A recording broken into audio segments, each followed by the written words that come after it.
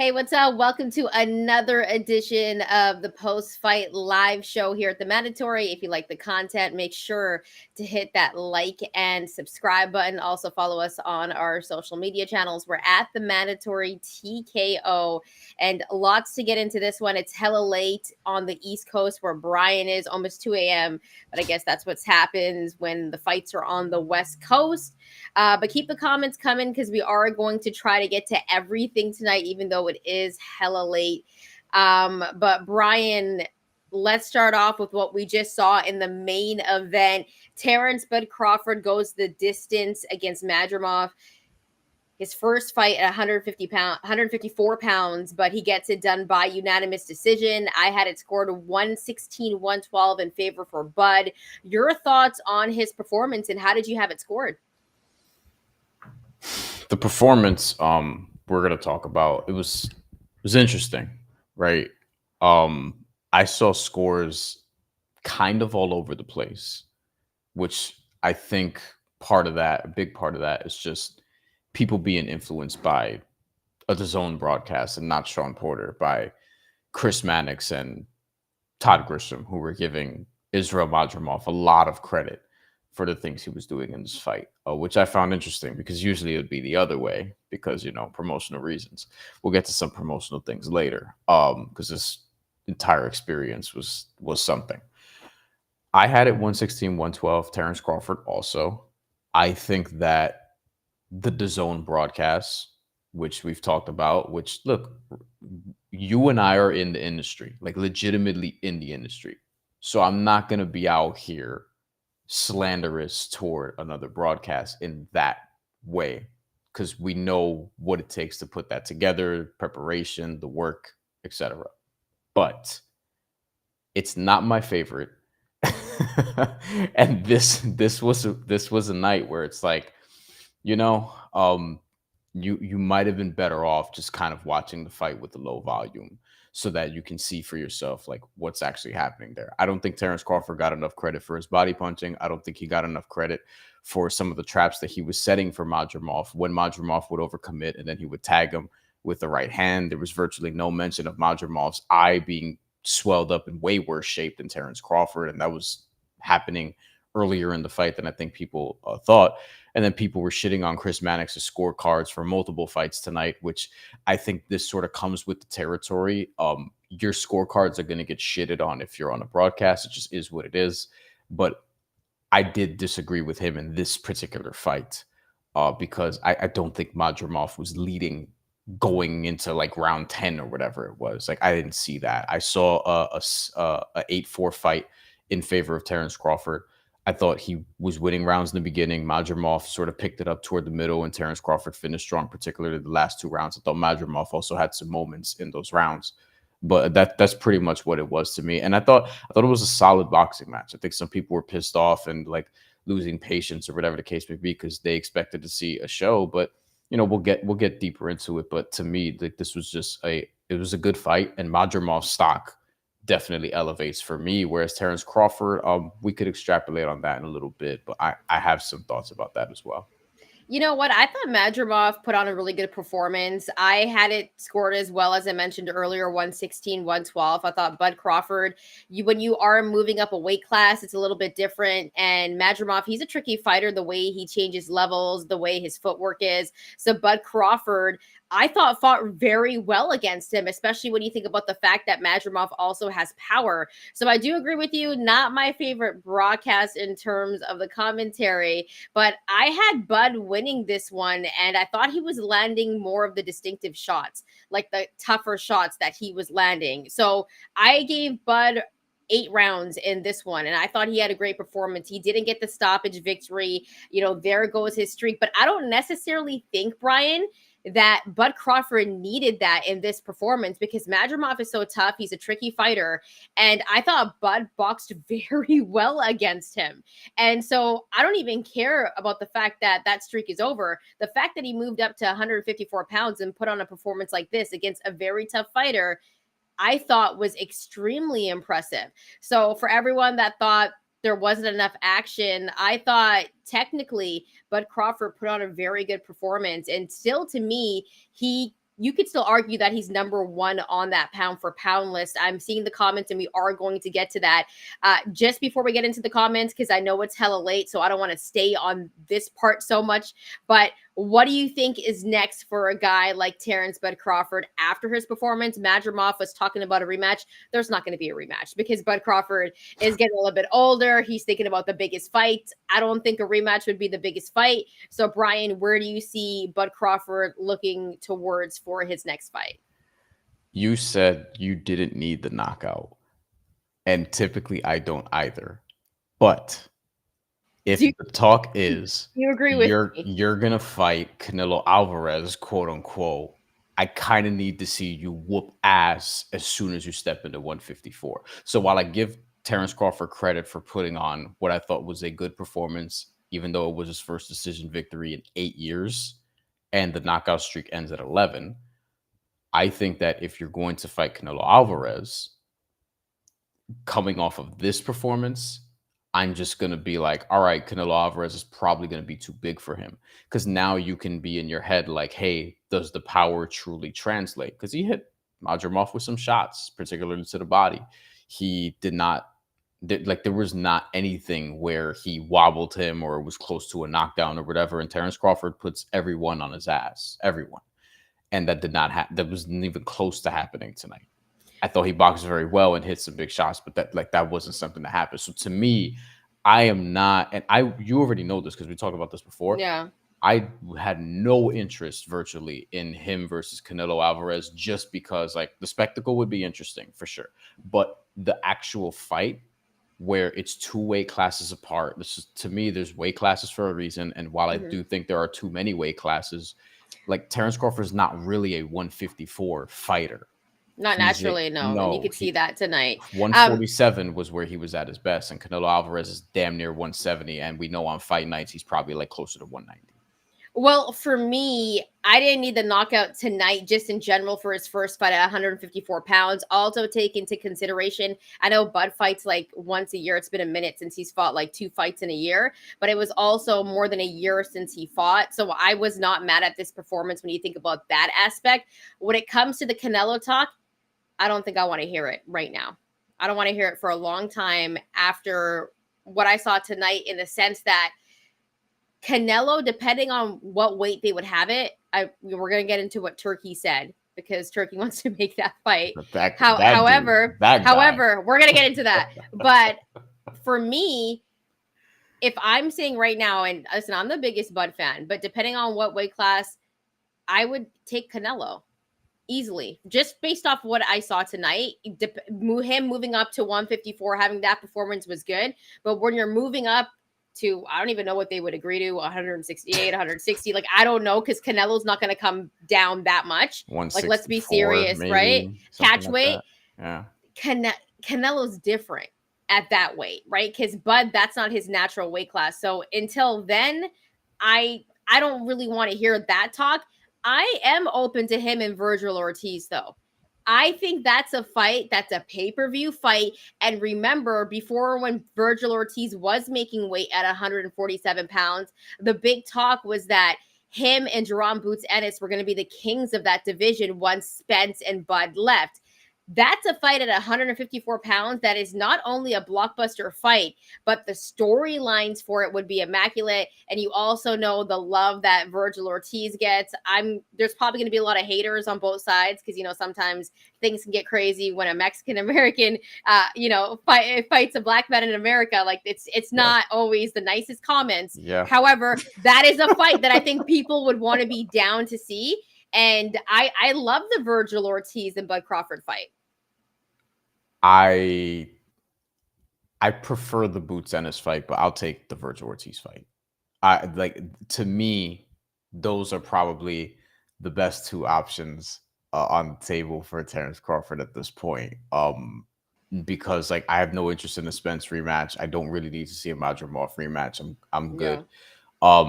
And in terms of who he should fight next, it's probably just Boots or Virgil Ortiz, because you made an excellent point. Like, that's where we should sort of circle back to, is in the welterweight division, it was supposed to be These two guys, as in Terence Crawford and Errol Spence, are going to eventually move up to 154. Jerron Boots Ennis, Virgil Ortiz were positioned as next in line. One of them was supposed to fight Keith Thurman at some point and potentially beat him, and that obviously that didn't happen because Keith Thurman, doesn't really fight anymore, I guess. Yeah. But yeah, I think at Virgil Ortiz, like now that we've seen him at 154, yeah, I think that'll be a really marketable fight. He has a fight coming up too. So like this is next something week. that you can Next make. week he has a fight coming up. So it's one of those things where I feel like that's the fight to make. Let's quickly get to this comment. Be Up just asked me, Why? Shantelle, do you have a porn up? No, but I bet your mom does. All right, let's get let's get not today. It's too late. Okay. By the way, guys, let's get to some comments now. I just wasn't playing. You gotta go to Tyrone first. Yeah, if you donate to the show, we get to your comment right away. Tyrone, friend of the show, thank you so much. Great night of boxing. It definitely was. Bryan knows I'm with the smoke at all times here. Yeah. Let's get to our good friend of the show, Hustle Man. Some dudes wish you were with the smoke more often. I also do want to mention Terence Crawford is older than Canelo Alvarez, though Canelo Alvarez started boxing earlier. Canelo Alvarez, is 34, and Terence Crawford will be 37 in September. And part of me watching this fight was also like, fighting once a year. Is he, he's gonna be 37 soon, and he's moving up in weight. I'm like, oh, maybe this is the start of a little bit of a decline. But he looked really good though. He still looked good. Like decline, I know it's not decline as in he's not the same. We don't know this yet. Like we'll see when he fights again in a year. But when it's like, I hope he fights sooner. Like I hope it's not next summer. But like, when it's like you start beating guys and it's not like Floyd Mayweather toward the end was still better than everybody else, but it didn't look the way it did years prior, where it was like just dominance damn near every round, knockouts and things of that nature. It just gets different as you age. So I wonder if Terence Crawford is reaching into that phase of his career.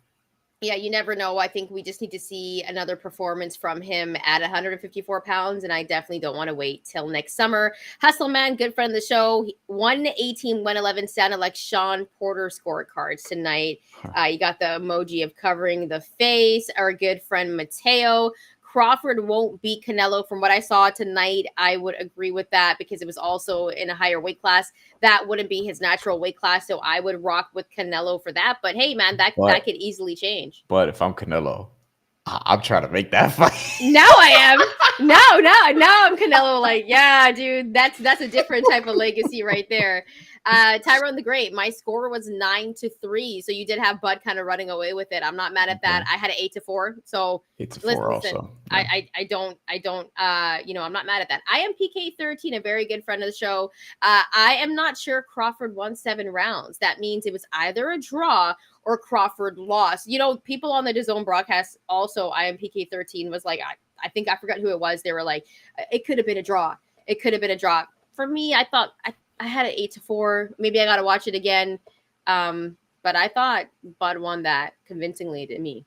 I can't give Madrimov 6 rounds. Yeah. Like that's tough. 5, I'm listening. I gave him 4. I could find a 5th. Yo, Hustle Man, friend of the show. I thought Madrimov pulled it off, to be honest. So, yeah, tell us why, Hustle Man. Like, what did you like from his performance in that one? Nader 187, please, because I miss Jim Lampley so much. He says, bring back Jim Lampley. Jim Lampley was my favorite. I tell people I grew up on Jim Lampley and Jim Ross in terms of announcers, and also Gary Cohen, because I'm a Met fan. Those are my guys. Of course. Let's get over quickly to Ray Lee. I thought this was a pretty interesting Boots, Ortiz, or Tim Tszyu. I'm okay with all those. If Bud was to fight Tim Tszyu, I think they could do it down in Australia, and he would make a lot of bread there. I don't think he's going to Australia, but nope. I'd be okay with that. Yeah, I mean, I prefer Boots or Ortiz considerably though, because I don't. Tim Tszyu's a fun fighter, but I think Boots or Virgil Ortiz, like they're a different level of challenge. Like, there's a world where it's like, all right, if Bud is actually aging, he could lose to one of them dudes. I wouldn't bet on it with confidence or anything like that, but it's something you could talk yourself into. Tim Tszyu, I'm not quite there. For sure. But you know what? The co-main, Bryan, was just as good. In fact, I think it was kind of the fight of the night because we saw Jose Valenzuela upset Isaac Pitbull Cruz, and now we have a new champ, a new WBA super lightweight champion, and he resides in Renton, Washington, not too far from Vancouver. We're just gonna claim him as our champ. Here on the West Coast, Jose Valenzuela got it done against Pitbull Cruz, and he boxed beautifully. Bryan, your thoughts on Jose Valenzuela, the new champ at 140 pounds? I absolutely love the performance. Love the performance. I actually had this one 8-4 as well for Jose Valenzuela because I said this past week, I'm still thinking about Terence Crawford. I said this past week that Isaac Cruz should, in terms of stylistically, given what we've seen from Jose Valenzuela, should win this fight. They're setting this up to be like an action fight. This is what it was billed as. This is what it was marketed as. It's going to be Mexican versus Mexican. It's going to be a war. And I said, all right, if it's that kind of fight, Isaac Cruz should win this fight by knockout, technical knockout. But if Valenzuela were to come out, use his range, box, keep a safe distance, and just sort of pick him off and do what he was doing, I would live bet Jose Valenzuela because I think he could keep that up if that's his game plan, because that's the blueprint on Isaac Cruz. We've been saying it here. Isaac Cruz, kind of an overrated fighter. We've seen how he can get beat before. Arguably could have lost that Gio Cabrera fight because of this same thing. This was the Gio Cabrera blueprint, except it had more offense in it, and that's why he ended up winning the fight. And to me, with Rayo Valenzuela, like I did live bet because he was plus 100 by decision after round 3. And I'm like, oh, I'm taking this. So I ended up taking that, and we came out okay. With Terence Crawford, we did not, but it is what it is. We'll take the L there.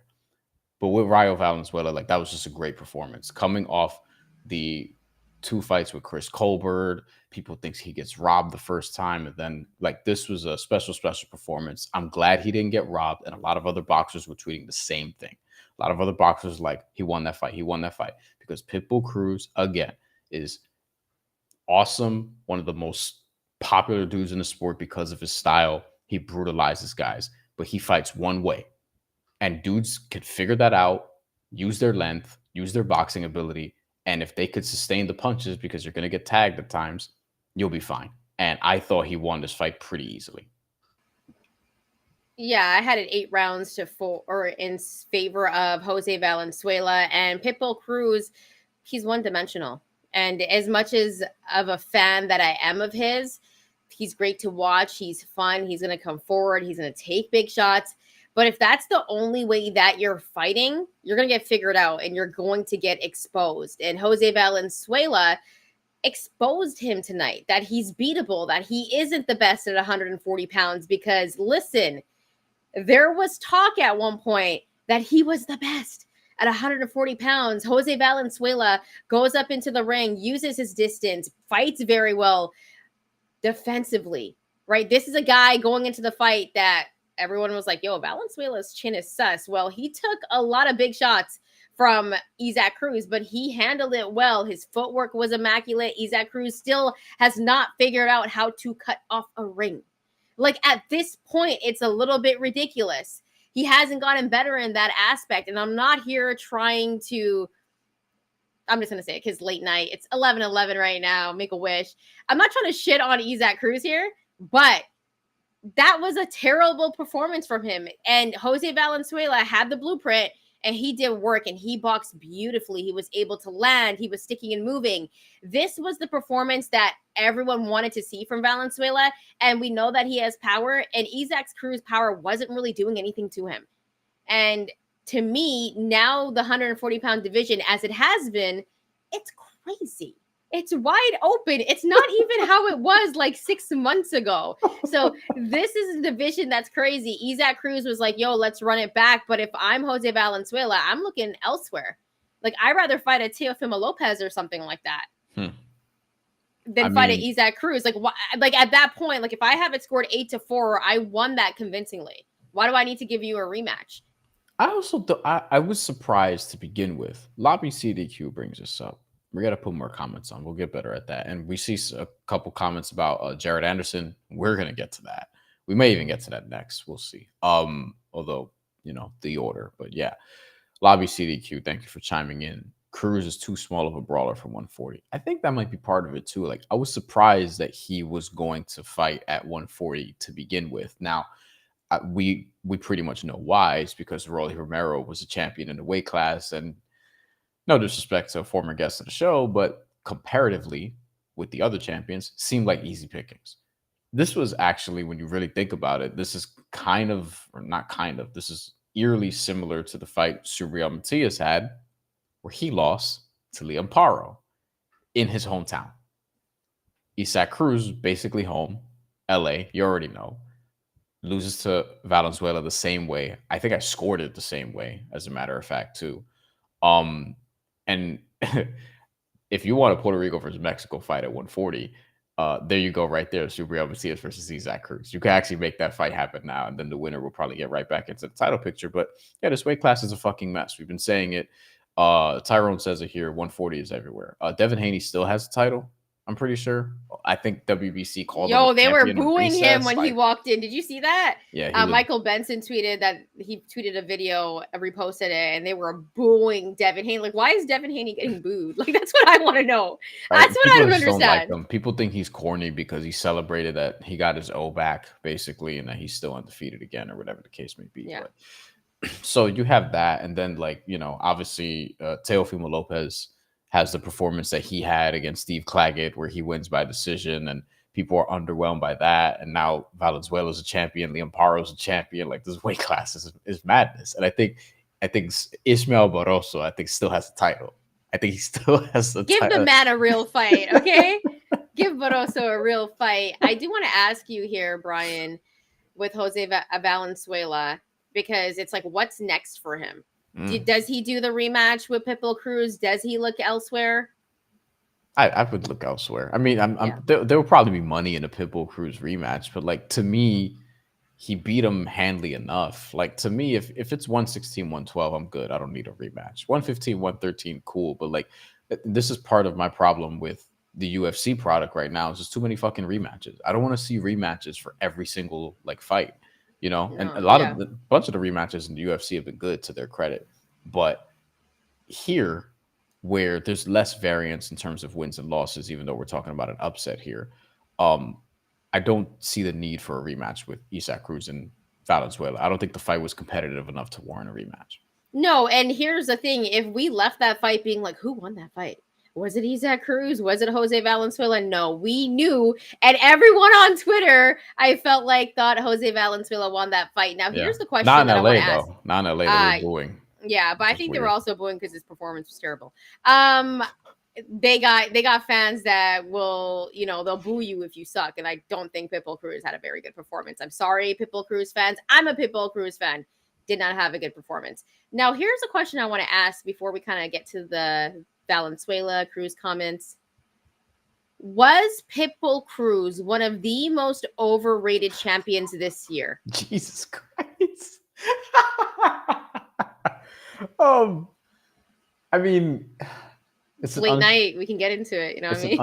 It's an unspectacular title run. To his credit, beat Rolly Romero, and he loses this fight. He was a big favorite. We said too big of a favorite, probably, but he was a big favorite for his fight. He was like 4-1, 5-1 going into it. There was absolutely no value betting Pitbull Cruz unless if you were going to take the knockout, which, Valenzuela's been knocked out before. But this is the thing, and this is what I have to reassess as somebody who bets on this shit. Is like, just because someone gets knocked out before doesn't mean that every time they have a big fight going forward, not that I think this way, but some people do, that they're going to get knocked out.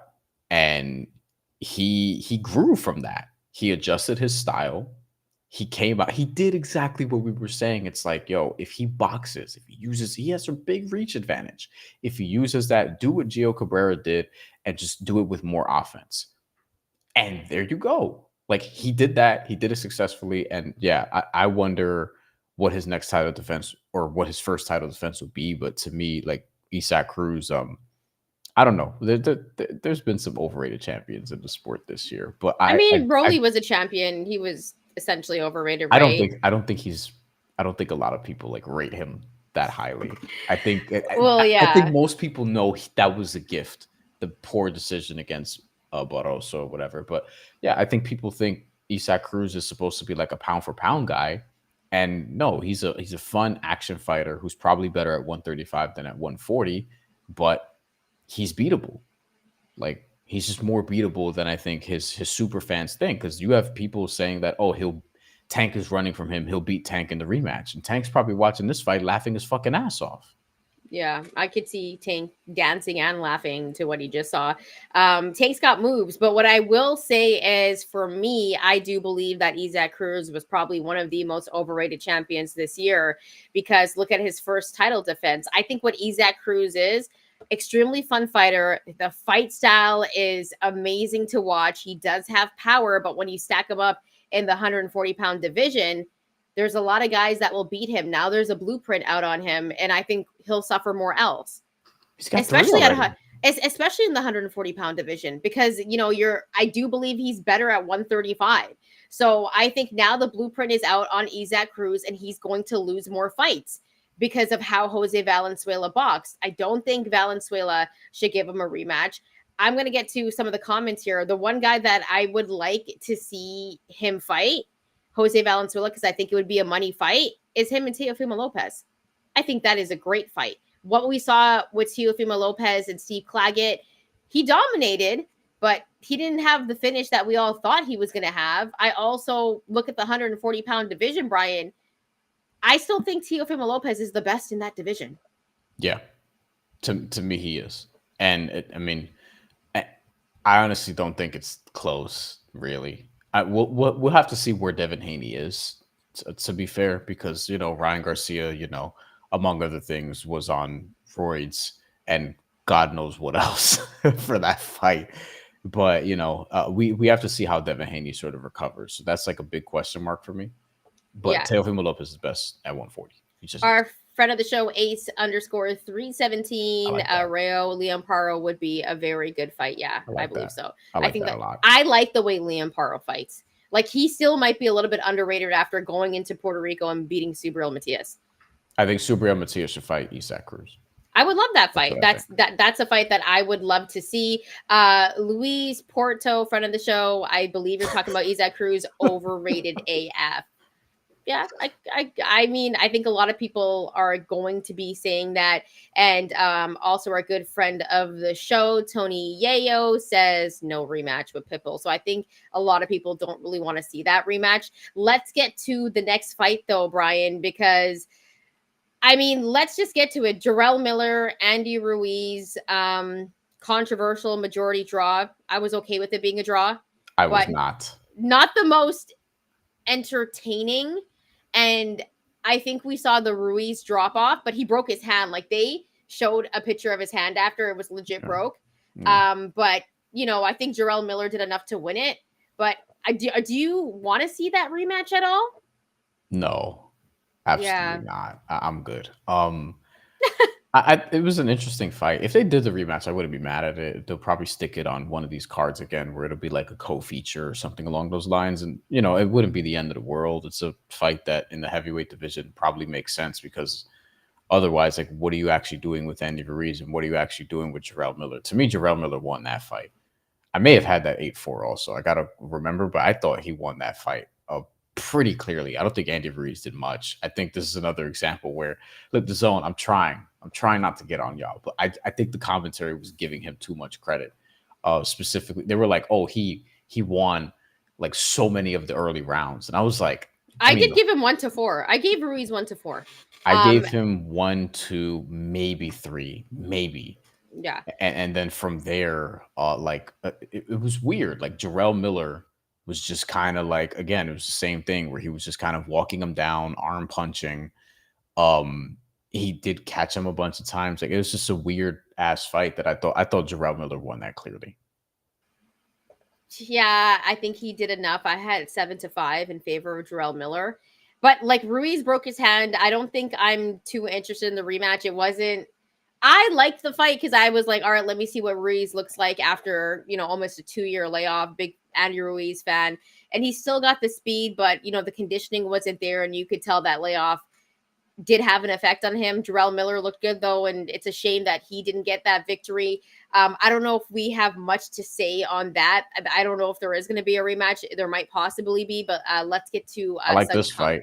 I like this fight from this comment from Big Tyrone the Baby. Great. Big Baby versus Big Baby. We are gonna get to Big Baby. This is good matchmaking. Jared Anderson versus Jarrell Miller. Why not? Although I think Jared Anderson might need a softer opponent first. We'll get to that in a second. Luis Porto. Who cares? Miller did every PED others. That's the other thing too. Like it's so perfect that they drew, because remember, like he was supposed to get that the Joshua fight. He does, as Luis Porto says, every PED under the sun. And then he's replaced by Andy Ruiz, who goes on and becomes a heavyweight champion. And of course, they fight each other, and it's a draw. Jarrell Miller can't even get his revenge. I mean, he should have. I thought he got robbed there, but maybe this is karma. I don't know if I would scream robbery, because I think still people had it close. I wouldn't scream like pure robbery for that one, but I think Jarrell Miller. Isaac Cruz potentially winning over Valenzuela. That would have been a robbery, yo. I would have been pissed. Like I was ready for it too. Like I was nervous at home. I was like, yo, if they and when I heard the decision, like it was a split decision, if I remember. I was like, what? A split? Like how? Like how is it a split decision? But anyways, I'm glad that Jose Valenzuela won. Miller definitely won at least 7 rounds. Yeah, look, I had it like 7-5. I have 7 or 8. I don't remember. That's why I wasn't totally mad at the majority draw, because like I mean, I'm not mad at it. I just don't want to see the rematch. Let's get to. I don't feel like I remember anything Andy Ruiz did in that fight. just the speed. Okay, he landed some big shots. But let's get to the topic that I think we all kind of want to get to, because Jared Big Baby Anderson suffered his first loss against Martin Bakole, and this was a fight. Did he get dropped 3 times in the fight? Yes, 3 times. The first time he got dropped was in the first round. And Bryan, I don't think he ever really recovered or had the confidence after that first knockdown. Your thoughts on what we saw? And I know the fans in UK that were riding hard for Bakole. He looked good in this fight. It worked with what he had. Slow-footed, didn't matter, because I don't know what game plan Jared Anderson went in there with. Your thoughts on him suffering his first L? Man, I don't know if he ever recovered. I thought that he got concussed like 27 times in that fight. Legitimately, like his head, it was legitimately worrisome. The way his head looked like it was popping off of his shoulders. Like he was getting rocked. This is like all over the place, just uppercuts and all this shit. Bakole, luckily for him, was throwing mostly arm punches, because if he sat on more of them shits, then it probably would have been over sooner. This is the concern with Jared Anderson that we have been talking about on this show, and covering his last few fights, where you see why they're billing him as the next great American heavyweight. But I felt like it was a lot. It was too much too soon. And while you can see like the star potential, the marketability, the power, the raw power that he has, and he did catch Bakole a few times, quite a few times in that fight, but it didn't feel like the power really translated in a way that you would expect, because he was probably still recovering and dazed. And then the defensive deficiencies, which we've seen in his Jared Anderson being his other fights, where he pulls back, but not far enough. And he gets rocked, and it looks worse because his head just goes all over the place because he pulls back and he gets hit because his chin's in the air, and then it looks just bad. When he's taking looping shots on the inside, sometimes, he gets rocked because he has his hands very low, and his reflexes don't appear to be good enough for him to do that. You know what I mean? Like you see this in amateur boxing and in the Olympics right now. You see a lot of fighters like with hands low, and they're just staring like right in front of each other, but they have quicker reflexes. They're smaller, whatever the case may be. But Jared Anderson, like, I don't think he really has the reflexes to be doing that. So there was some holes there that other top flight heavyweights could pick apart. And then on top of that, this is the heavyweight division. It's very hard to go undefeated in the heavyweight division. Nobody goes undefeated for that long in the heavyweight division unless their record is super protected, or you just have that kind of power. So yeah, I'm curious to see what happens from here. There was a video clip that surfaced of Bob Arum telling them like, hey, we're going to bring you back. You're going to be better than ever. Hell of a risk from Jared Anderson and Top Rank to put him on this card against a tough opponent like Martin Bakole, who's also ranked very highly by a few sanctioning bodies. So props to him for doing that. And hopefully he is actually back and better than ever, because this could be something that like changes you. And I want you to say what you're going to say about this, because I've been talking too much. But after you're done, I want to read a tweet from Lou DiBella that I thought was very interesting in relation to this fight. Yeah, you sent me that tweet right away. I just want to say, for what we saw against Jared Anderson, number one, I thought he fought a dumb fight. Like, you have the speed, you can use your footwork. Martin Bakole is slow-footed. Stick and move. You got the power. Like, what are you doing? Right? Martin Bakole wasn't doing anything crazy. He was slow as hell, landing like big shots on you, and your head's just going back like you're in a video game. I can see the sweat just coming off your face. And I'm looking at this fight like, man, you keep on taking these big shots, you're going to get knocked out. And that's exactly what happened. And I think it comes with discipline. Did he come into this fight maybe not taking Martin Bakole too serious? Because, like, what was that game plan about? You made no adjustments. Mm-hmm. So I hated the way Jared Anderson fought. And then you go back to his 2 previous fights, there's questions about his defense. His defense is terrible. And this is why I never like the label of the next American great heavyweight. I hated it. And I said every time, it's Richard Torres Jr. It's Richard Torres Jr. It is not Jared Anderson. It's not hate to Jared Anderson, but we also know that there's questions about how committed he is to the sport. He says he doesn't want to do it for a long time. He also has a bunch of stuff outside the ring that's just a mess. It's messy. I loved his post-fight interview, though. Right? Like, it's hard not to like him, though. Like, I do like Big Baby, and I was rooting for him. But I do want to say, shout out to Martin Bakole. I believe it was an upset, Bryan, because even though a lot of people would say it was a 50-50 fight and a lot of fans were going hard for him, he's ranked really high by some sanctioning bodies. But when you've never fought in America, and this is Jared Anderson's home soil, and he's labeled the next great American heavyweight, he doesn't have any losses. He's the favorite for betting. It's an upset, dude. A total upset. I want to know, and I would love to see this, how many people really knew of Martin Bakole?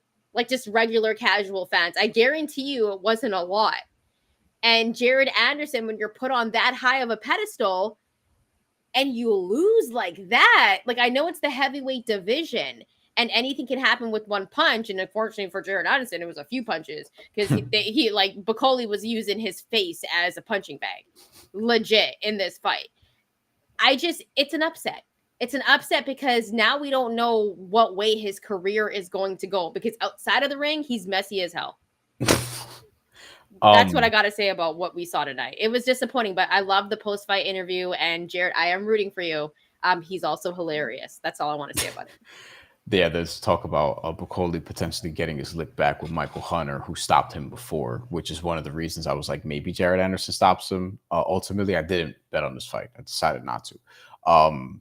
Thank God, right? A lot of people I did see were betting on Bakole, and Jared Anderson wasn't as big of a favorite. He was a betting favorite, so this counts as an upset. But he was like minus 190 for the majority of the week. I saw minus 200 in some books as well. So for boxing, that's nothing. Boxing, you usually see like what you saw for Isaac Cruz, where he's 5-1, or Terence Crawford, where he's 9-1. I do think that Jared Anderson, though, I mean, I get why he was the favorite for obvious reasons, right?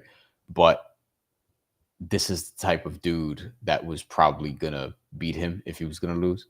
And Martin Bakole, like, to your point, like, I didn't feel like what he did was like anything spectacular. It wasn't Tyson Fury like it is at his peak in terms of movement and things of that nature. Like, he was so slow in the ring. Like, I'm watching this fight and I'm like, what is Jared Anderson doing? Like, if I'm in his corner, I'm like going off on him, because it's like, you're younger, you're quicker, you have the speed, you have the power. Why do you want to stand there like a punching bag? Right. I texted you in all caps. I texted you in all caps. I said, why isn't this motherfucker boxing? Like, why isn't he moving? Like, move. Why are you standing in front of him? You're younger, you're faster, you're not using your reach. Bakole, like, he told you what he was going to do as soon as the fight started, because he literally stood there and he's like trying to bait Jared Anderson into coming forward so that he could tag him with a left hook or right uppercut. He was setting it up the entire first round. And Jared Anderson actually looked all right that first round until he got dropped. And when he got dropped, it was like, yeah, it was a right uppercut because Bakole was setting, he telegraphed what he was going to do. And Jared Anderson, for whatever reason, just kind of fell into that trap. So the Lou DiBella tweet, which this was directed at Jared Anderson, and this is kind of what you were saying earlier, where he says, if you don't like boxing and you have doubts about it, Jared Anderson has said that, lent voice to this, and you conduct yourself like a juvenile outside the ring in your outside the ring life, you aren't going to be a champion and you will fail. Case in point, nothing short of a career-changing ass whooping. Now he later said, like, you know, along the lines of he can come back, he's young, whatever the case may be. But like that's really what it is. It's like Jared Anderson's talked about not really loving boxing and wanting to get out by 27. And, you know, he's had some legal troubles or whatever the case may be. And it's like, hey, man, like this is the hardest sport in the world, maybe. Like you have to change up what you're doing clearly. And, you know, he says he's going to come back better, stronger and all that shit. We'll see. We'll see. We don't know dude like that. And this was a fucking just this is a performance that'll sideline your career if you're not careful. So he needs to have an extremely good performance in his next fight and defensively get better in every aspect. Let's get to some comments though, because a lot of people are there's a lot of comments. We're gonna get to them. Tyrone the Great, because he donated. He's first. Big Bang versus Bakole. I love that fight. Yes. Sorry. Like I want it. Give it to me now. Yes. IMPK 13. Anderson does not have the passion or the discipline to be a top heavyweight. Just from what we've seen and what we know, I don't think IMPK 13 is wrong here. Yeah, and I don't like judging these dudes because again, it's fucking hard to do this. Like, yeah, I try to have respect for every single fighter, man, woman, or whatever. But like, listen, man, like. Video game character. Yeah, man, woman, or video game character.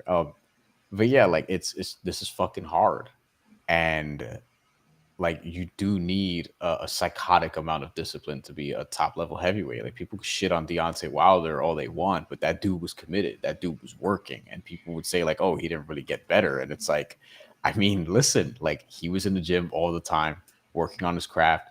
He was committed, absolutely committed to the sport and all those things, and you know he ended up becoming a champion for a long time. Was his record sort of protected or whatever the case may be? I mean, he had fights like this coming up and he didn't lose them. I'll say one thing though, and this is just to give them credit. Like if I was that young and I had that much fame and that much money, I'd be insane, especially in my 20s. I would have, like, if I had that much fame and money when I was in my 20s, Bryan, I would be absolutely insane and I'd probably be in rehab right now. I am PK 13. It's the truth. I wouldn't be able to be disciplined. So I do get that part. You guys, like, this is not a joke. You guys don't know. You guys don't know her like that. But like, I'm telling you, I would. I don't know what I'd do. I would tell you what, I wouldn't be like Tyreek Hill. I wouldn't be doing that. No, you would. You would be like so. You would be so conservative with it, yo. You'd like be like having investments and saving your. You're too smart for this.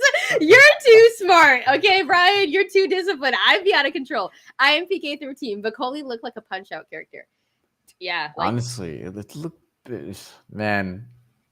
Bakole is crazy. He's just overwhelmed him with his power, and Jared Anderson just kind of let him. It's like he got dazed once and he couldn't figure it out. Like that entire second, third round period, he was just not stumbling around. Maybe that's a little too strong, but he was like visibly, what the fuck do I do? You know what I mean? It was kind of crazy because Bakole was so slow, but I felt like Jared Anderson thought he was faster than him in his high speed car chase. Okay. Ace _ 317. Jared's defense needs a massive improvement. When he lets his hands go, so does the defense. Yeah, like he doesn't really roll. You know what I mean? Like it's just I don't know, man. I feel like there's I don't have this concern about like commitment and all these different things in life. So I don't have those concerns with Richard Torres Jr. No, he's the one, dude. Like, I'm telling you right now, and he is trained by his dad. He's so focused, and I love the way he moves around the ring. A little bit of a smaller heavyweight, but he's got all the tools, and I like that he's a little bit smaller. I think Richard Torres Jr. is going to be like the face of like American boxing or even the sport at one point. Like, he's that good, has the superstar potential. We're going to see his face everywhere if he continues to fight. Did we already go to, is it Rafael 32? Could be Rafael with an I. Okay, yeah, Rafael. That probably makes more sense. Jared should have gotten in and gone out. He chose to stay inside. Yeah, why wasn't he sticking and moving? 1000%. Like, thank you for the comment. Exactly. Yeah, like that's what it was. It's like it just didn't make sense. Some dudes believe in their power too much, and it's like, yo, you're a heavyweight. The other dude could punch too. Like, and you know what? I think for Jared Anderson, he's so talented and he has all the attributes. So it's like, does he fight down sometimes because he thinks his talent is going to bail him out? Because I think it could also be that aspect, like the confidence level of Jared Anderson, right? Like, he has all the attributes. He shouldn't have lost this fight, dude. Just terrible game plan. Let's go to our guy, Alan Piper. Haven't seen you in a minute on the post-fight show. Thank you for joining us. Anderson was a little overhyped. Overhyped as well, Bryan? Yeah. I think we're good on Jared Anderson. We'll see where he goes from here. And if he comes back before the end of the year, maybe next year, whatever the case would be, maybe next year, probably need some time. We'll see how Top Rank tries to rebrand him. I think we have to get to the final topic of the night. Should we put a pause on the show like they did today on fight night? I want to ask the commenters, those of you who are watching, of which I see a good amount of people. So please comment. The turkey stuff, just what the fuck? What are we doing, bro? I understand, like, turkey is like, literally God's gift to boxing, according to some people, and he's helping engineer the fights, putting together the cards or whatever the case may be. He gets a Hall of Fame award, like a Nevada Hall of Fame award, before the Terence Crawford fight, despite the fact that this is their first card promoted in America and it's in Los Angeles, not Nevada. He gets a WBC like honorary title or whatever the case may be. They give a card to some random fan who didn't even look excited about it. They do these interviews every time they do these Riyadh season cards where, like, the interviewer has to kiss his ass and, His Excellency and all this shit. And he's giving these answers that are like, dude, you're being interviewed. Like, you should probably give more detail. Not have boring one-word sentences as your answers and all these different things. And he's got more money than God. So, like, everybody, like Eddie Hearn could not be like just more like nut hugging with this dude. You know what I mean? I probably shouldn't even say these things because, like, as somebody who covers boxing, who the fuck knows? But listen, man, like, this shit is getting out of hand.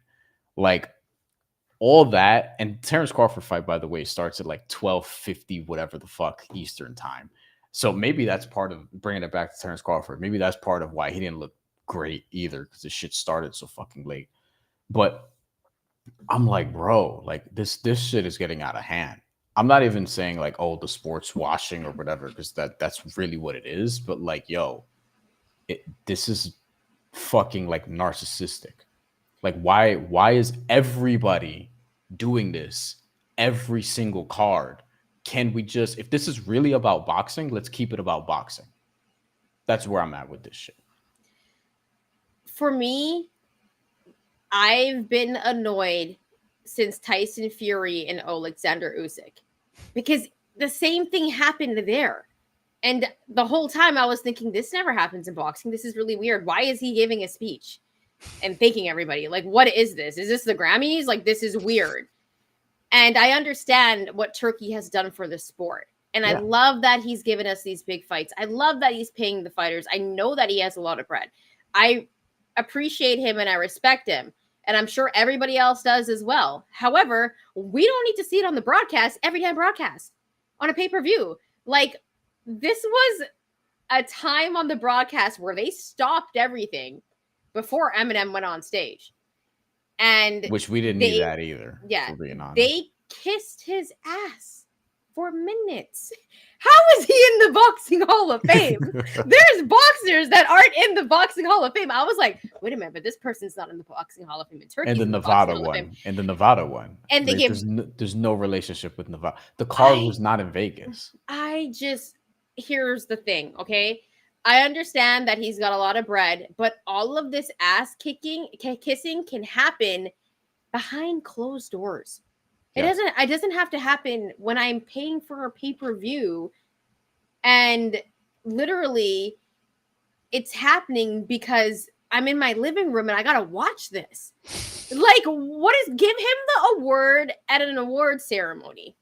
Okay, kiss his ass somewhere else. Like, I don't want to see it. I just want to see the fights, and it's annoying. And if it happens again, I'm gonna be even more annoyed. Yeah, like, that's I just don't want to see it. I get it. We did it to Tyson Fury, Alexander Usyk. He gave a speech.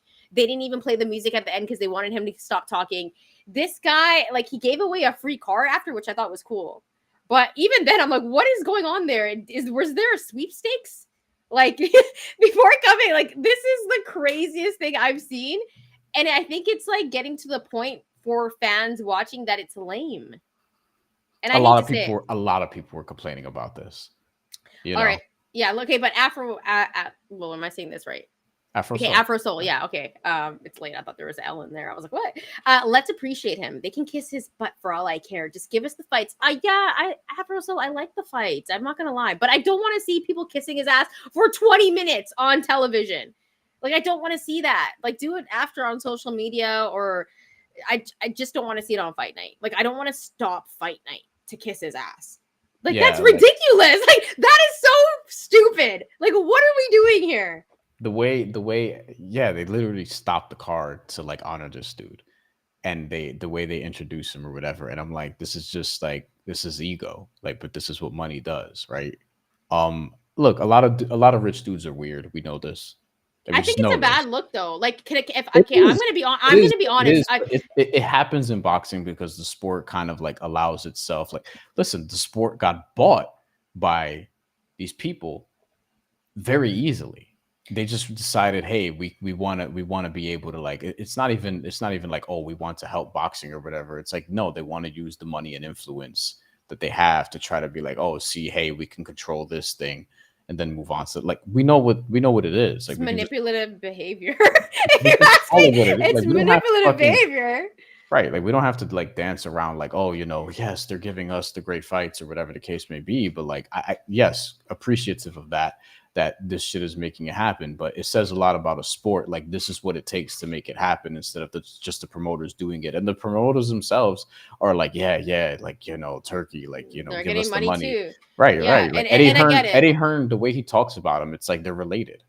Yeah. You know what's crazy? And this is gonna be, like, the final things I see about it. Because I see Afro Soul with the comments. We're gonna get to them. We're gonna put them up on the screen, okay? The only thing that I will say is, like, when you're in sales and you take out your sponsors, you take them out for dinner or some shit. Take Turkey out for a nice dinner, okay? But even then, it's like, I could never imagine myself kissing ass like that on television, or just ever. Like, I could never do it. I could never bring myself to do something like that. And that's the sad part. Like, I don't think it's good. Like, I think it looks fake. I think it looks phony. And it's like, why are we doing this on a pay-per-view? Like, I get it. It was one of the best cards we've ever had.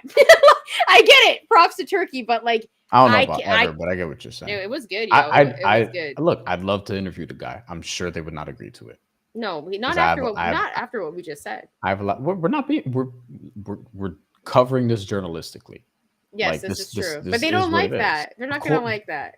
Well, we're like, no one's gonna like that. You don't want to cover anything journalistically. People get that. There's a joke in there that I'm not gonna make. Alan Piper, when he came in the ring, got the belt, and pushed the button. I had pro wrestling manager visions. I prefer like, listen, I was watching SummerSlam as this was going on. The button was crazy though. I was like, I was at home like, what is going on? Well, why is there a button here? Is there a rocket that's about to take off? Like, it was wild.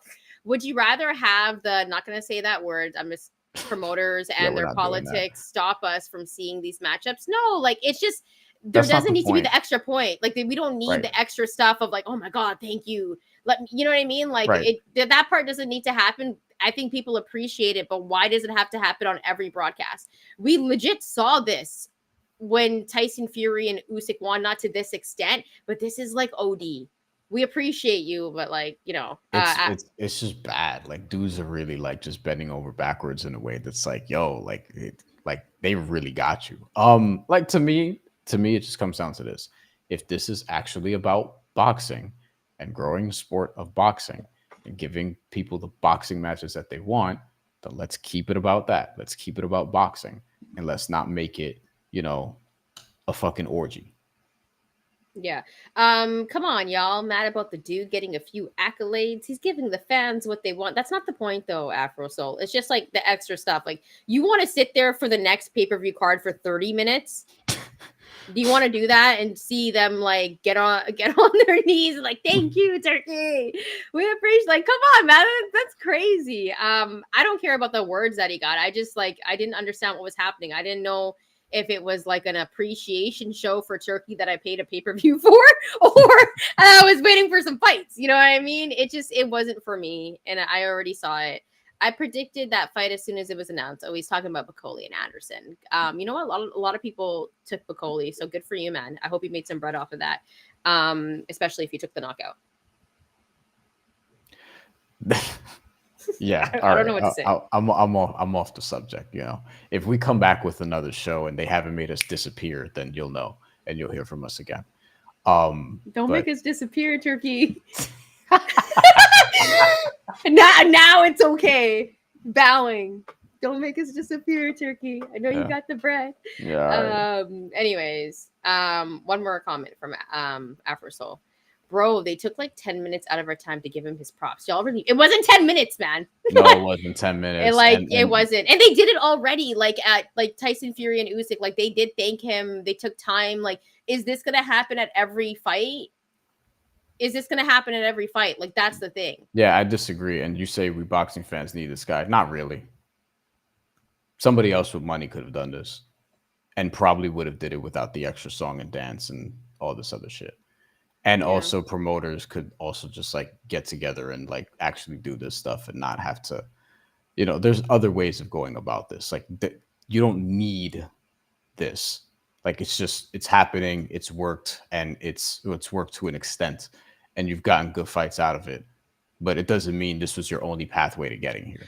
You know what I want to know? I wonder who comes up with it. Like, I wonder who sat down on a desk and was like, you know what we should do for like 30 minutes? We should have a celebration of Turkey. Like, who thought of this? I want to know who thought of it to do that.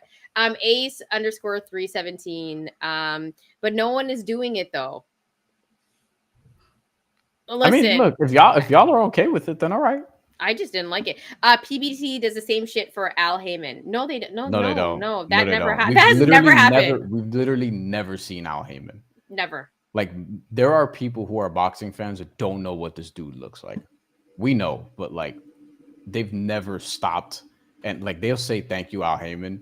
They won't stop an entire event, give him an award, and then give him another award, and then interview him. You guys, he doesn't do interviews. It was longer than when LeBron broke Kareem's record. It was longer than that. Like, I was like, I'm telling you the truth. It's okay. Like, if Turkey's going to give us the fights, cool. I'm all with it. Thank you. But I don't think we need that celebration for that long. That's all I'm trying to say. Anyways, Bryan, final comments before we get up and out of here. No, I'm good. I think we're good. I may or may not, if Turkey hasn't made me disappear by then, I may or may not be at Canelo Alvarez and Edgar Berlanga's press conference. Turkey, we love you. Anyways, I do want to say though, thank you for everyone that hopped on with us tonight. I know it's hella late on the East Coast. Thank you if you hit that like button, if you hit that subscribe button, we do appreciate you. Shout out to all of our OGs. Bryan and I were talking earlier, like, we appreciate you guys. I am PK13, Tony Ayo, Hustle Man, just a few of our OGs giving you guys quick shout outs. Tyrone the Great, who donated to the show. We really appreciate you guys because you rock with us on the post-fight shows. You support our show. You guys are some of the OGs. Ace_317 as well. Thank you guys so much, because when you guys come and hop on these lives, you support the show, and it's only going to grow that way. So we do appreciate you. And I just wanted to end off the show on a good note. Any final thoughts on SummerSlam? Just one thought, Bryan, and then we can get out of here. Roman Reigns is back. So that was very exciting. Roman Reigns is back. Someone left a comment earlier. I was very happy about that. I'm probably going to watch Raw on Monday. And that's it for us tonight. Remember, like and hit that subscribe button. Also, we're on the audio side. Leave a 5-star. Thank you, Turkey.